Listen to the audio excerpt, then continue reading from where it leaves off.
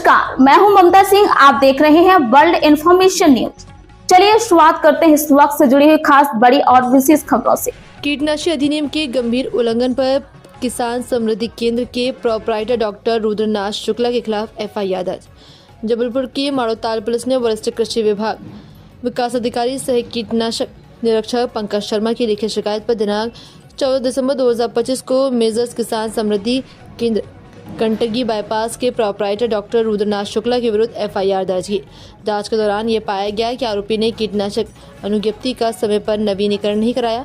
Licence में उल्लेखित स्थान के अतिरिक्त अन्य अनाधिकृत स्थान पर कीटनाशक का भंडारण और अनुज्ञप्ति में उल्लेखित कंपनियों के अलावा अन्य निर्माता कंपनियों की कीटनाशक औषधियों का क्रय विक्रय किया। वरिष्ठ कृषि विकास अधिकारी एवं उर्वरक निरीक्षक पनागर जबलपुर पंकज शर्मा की लिखित शिकायत के आधार पर थाना माड़ोताल जिला जबलपुर 14 दिसंबर 2025 को शाम को एफआईआर संख्या 0850 दर्ज की गई। ये मामला Majors microplex agro chemical and fertiliser के प्रतिनिधि वीरेंद्र कुमार तिवारी के विरुद्ध उर्वरक नियंत्रण 1985 की धारा 8 और आवश्यक वस्तु अधिनियम 1955 की धारा 3, 2 एवं 7 के उल्लंघन के तहत पंजीबद्ध किया गया।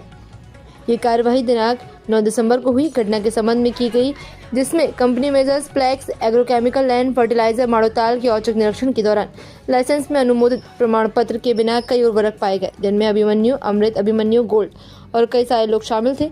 इन उर्वरकों को जब्त कर विक्रय प्रतिबंधित किया गया, जिसके बाद उर्वरक नियंत्रण आदेश 1985 की धारा 8 का उल्लंघन पाया गया और तदनुसार एफआईआर दर्ज। वर्ल्ड इंफॉर्मेशन न्यूज से विवेक कुमार द्विवेदी की खास रिपोर्ट। सर, कल इन्हीं दुकान संचालकों को कार्रवाई की गई, कैसा क्या है पूरा मामला? एक वीरेंद्र तिवारी के नाम से की गई है। उनको पास भोपाल से 27 प्रोडक्ट को बेचने की अनुमति थी और 11 ऐसे प्रोडक्ट थे जिनको भी सरकार ने बेचने की अनुमति नहीं दी गई थी या भंडारण विक्रय करने की। उन उत्पादों का उनके गोदाम में भंडारण था और विक्रय किया जा रहा था बाजार में। इससे कहीं ना कहीं किसानों को नुकसान होता कि जिसकी भी जांच नहीं हुई थी और ना ही भोपाल से परमिशन दी गई थी। ऐसे उत्पाद बाजार में जाते हैं तो निश्चय ही किसानों को कहीं ना कहीं नुकसान होता आर्थिक रूप से। इसलिए उसको जब्ती किया गया, पंचनामा बनाया गया और उप संचालक कृषि इसके निगम सर को प्रस्तुत किया गया। उसके बाद कलेक्टर सर को प्रस्तुत किया गया और जो निर्देश मिले गए एफआईआर दर्ज करवाई गई।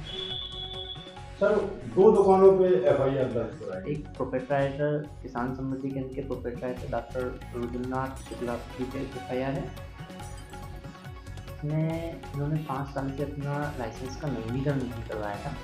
दूसरा, इन्होंने ऐसे प्रोडक्ट थे जो इनके लाइसेंस में, कीटनाशक लाइसेंस में कंपनियों, निर्माता कंपनियों की परमिशन नहीं थी और इन्होंने अपने जहाँ पे भंडारण स्थान विभाग को बताया था उस जगह से अन्य स्थान पर इन्होंने भंडारण किया गया था।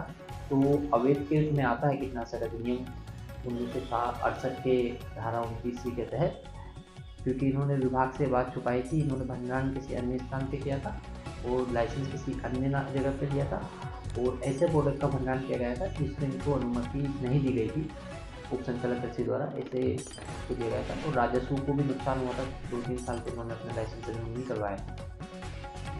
सर, ये दोनों दुकान संचालकों के थानों पर अपराध दर्ज कराया गया। दोनों के माड़ोताल थाना में एफआईआर दर्ज करवाई गई।